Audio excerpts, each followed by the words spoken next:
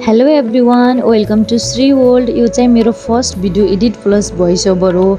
नयाँ नयाँ सुरुवात गर्दा के मिलेन हजुरहरूले सल्लाह सुझाव दिनुहोला र मेरो च्यानललाई लाइक कमेन्ट सेयर र सब्सक्राइब पनि गरिदिनु होला भन्दै आजको भिडियो सुरु गरौँ है त। यो चाहिँ मैले देखिरहेको बर्दिया जिल्लाको खैरापुर क्षेत्रमा रहेको कृष्णसार हो। यो ठाउँमा चाहिँ दुर्लभ वन्यजन्तु कृष्णसारको संरक्षण गरिएको छ। यसको कुल क्षेत्रफल चाहिँ 16.95 वर्ग किलोमिटर रहेको छ। यहाँ जति हेर्न सक्नुहुन्छ यहाँ अन्य धेरै जन्तु होइन कि एउटा मात्रै जन्तु रहेको छ। धेरै ठाउँमा थुप्रो बनेर बसिरहेका हुन्छन् कृष्णसार। यिनीहरूको लागि राम्रोसँग पानीको व्यवस्थापन छ, बत्तीको व्यवस्थापन पनि छ। तर अझ सके भन्दा योभन्दा बढी राम्रो गर्न सकिन्छ जस्तो चाहिँ लाग्यो मलाई त्यहाँ पुगिसकेपछि।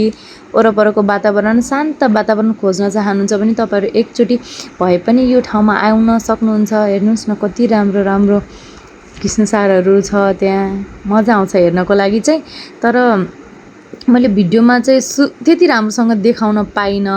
यो चाहिँ मैले त्यत्तिकै नर्मली गरेको थिएँ र कस्तो हुँदो रहेछ भोइस ओभर गरौँ भनेर यसो गरेको। तर ठिकै होला, हजुरहरूले कहाँ के कसो गल्ती भयो मलाई सुधार्ने मौका दिनु होला भन्दै आजको भिडियोलाई यहीँ समाप्त गर्छु। हस् त, धन्यवाद।